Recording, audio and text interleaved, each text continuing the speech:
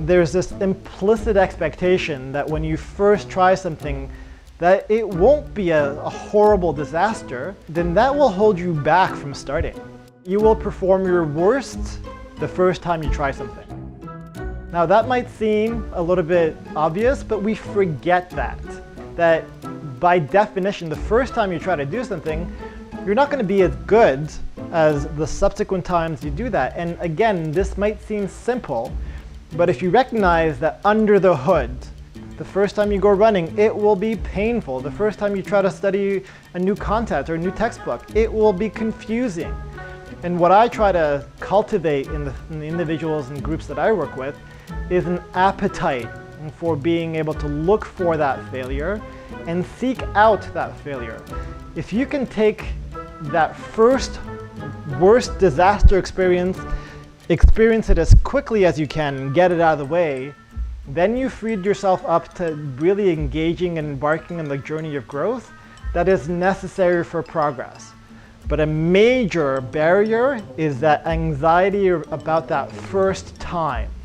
What I encourage the folks that I work with, I ask everybody to go into their lives and every week come back and report on the most disastrous failure that they've had and really cherish how disastrous it was. And what we found, in fact, is this pretty consistent pattern where people actually feel the most anxiety, the most pain when they anticipate the failure as opposed to when they actually experience the failure.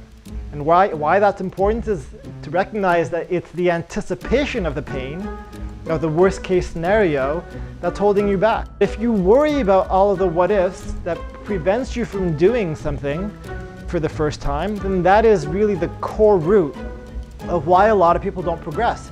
It's because they have this aversion to the what if. They have this aversion to the possibility that something could be more disastrous than it actually is. And how you overcome that, I would encourage you, is to actually cultivate an appetite for failure.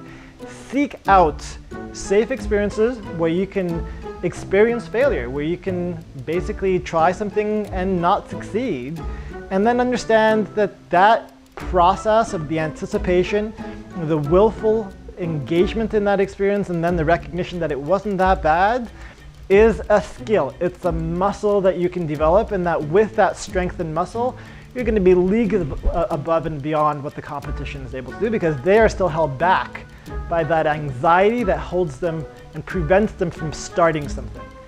So if you have two people at the start of a race, who's going to win? The person who starts or the person who never starts? It seems pretty obvious, but that's exactly the calculation that we're all facing. As we are thinking about how do we get that competitive edge, well, recognize that most people are not starting. If you're able to recognize that that is a skill set that you're strengthening each and every time you have an initial failure, then hopefully that will help you get the advantage that you need.